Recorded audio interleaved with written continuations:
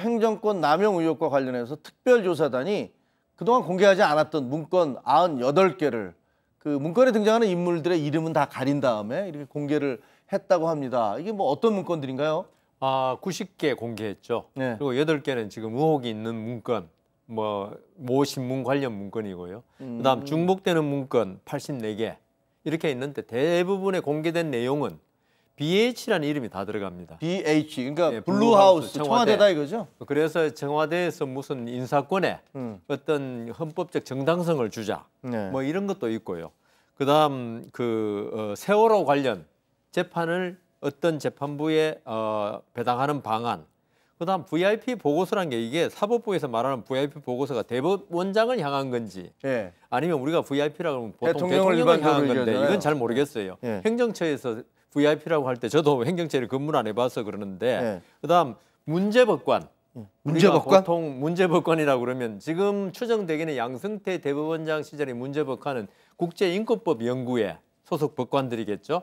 그리고 여러 가지 그 어떤 그 법관 그 인터넷에 글 올리는 법관들이라든가 여러 가지 대법원 행정처의 문제점을 지적하는 법관들에 대한 시그널링이라는 게 뭔가 신호를 주는 걸 말하지 않겠습니까? 이 사람 주의해라.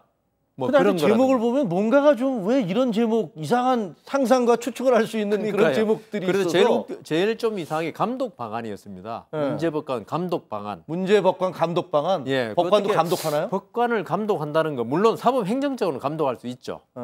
그런데 이제 재판에 대한 감독은 아닐 거고요. 시그널링은 뭐예요? 그러니까 신호를 준다는 거죠. 이 사람 위험하다. 그러니까 문제법관을 시그널, 저 사람 문제 있어라고 그러니까 시그널을 주고 이 사람이 올린 그 대법원 코트넷이라고 있습니다. 법원에 가면 예. 법관들이 뭐 어떤 의견을 개진하는 코트넷이 있는데 여기 올린 글이라든가 보니까 조금 행정처나 대법원장에 대해서 좀 반항? 뭐 이런 말씀은 뭐 하지만은 조금 주의해야 되겠다. 이걸 시그널링 했다는 건데 이번에 이상하네. 공개된 문건에 이런 게 있어가지고 아주 좀 다 지금 경악을 금치 못하고 있습니다. 자, 그런데 이번에 공개한 문건 중에서 BH, 청와대죠. 민주적 정당성 부여 방안. 그러니까 청와대에 민주적 정당성 부여한다 이런 얘기인 것 같은데 이 방안의 그 파일 안에는 양승태 대법원장의 그 사법부 시절에 상고법원이 만들어지면 청와대 의중을 반영해서 거기서 인사를 하겠다. 뭐 이런 내용도 들어있다면서요? 그러니까 양승태 전 대법원장이 상고법원을 계속 주창을 했는데 네. 거기에 대해서 청와대가 박근혜 전 대통령 쪽에서 불편하게 했던 게 뭐냐면 대법원장이 상고법원 판사들을 다 임명을 하면 대법원장의 힘만 커지는 거 아니냐 이런 걸 불편했다는 것을 인식을 하고 그러면 청와대가 불편해하는 방안을 어떻게 극복을 할까라면서 몇 가지 안을 짠 겁니다. 몇 가지 안을 짰는데 그러면 그 짜는 게 청와대와 협의하여 이렇게 뽑는다라고 만들자거나 아니면 정부 등 각계의 의견을 들어서 뽑는다.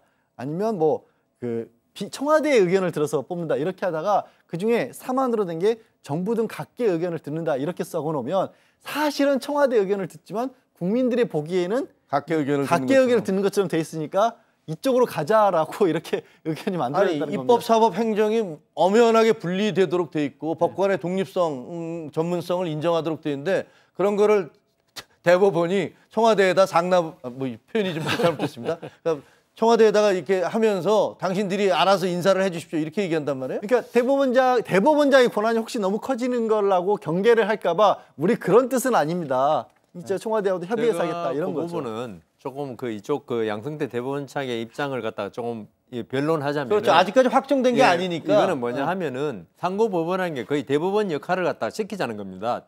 그러면 우리 지금 대법관을 대통령한테 대법원에 제청해서 그 국회 동의 얻어서 임명하지 않습니까? 상고법원을 거의 대법원급으로 보고 그 법관을 청와대의 의견을 들어서 하자는 거니까 이게 바로 사법권에 대한 침해라고는 보기는 어렵지 않을까. 무슨 말씀인지 알겠네. 사법권 너무 비대해질까 봐 거기에 대한 방제 장치를 만들겠다. 근데 그걸 꼭 청와대에서 해야 되는지 그건 잘 모르겠습니다. 그러니까 대법원하고 같은 입장으로 본 것 같아요. 상고법원을. 자, 그런데 비공개 문건도 있지 않습니까? 거기가 그런 것들은 뭐가 있습니까? 특히 왜 비공개한 거예요? 문제가 됐던 것이 특정 언론사의 보도 요청이라는 홍보와 관련된 부분에 제목이 달린 것들이 다 제외가 된 겁니다. 10개가. 그때 조선일보 관련 조선일보라고 나왔었으니까.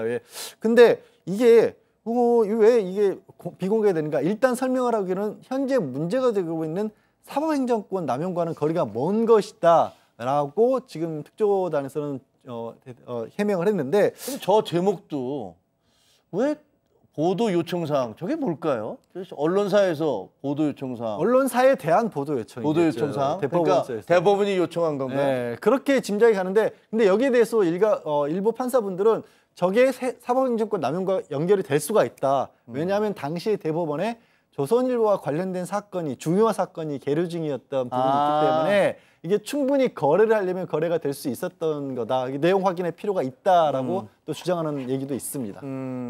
제 생각에는 저것도 마찬가지로 양승태 대법원장의 지적 사항으로 아마 상고법원을 꼽았는데 이걸 아마 언론을 통해서 상고법원이 왜 필요한가 이걸 대국민 홍보용으로 아마 활용하려고 했던 게 아닌가 싶습니다. 그렇군요.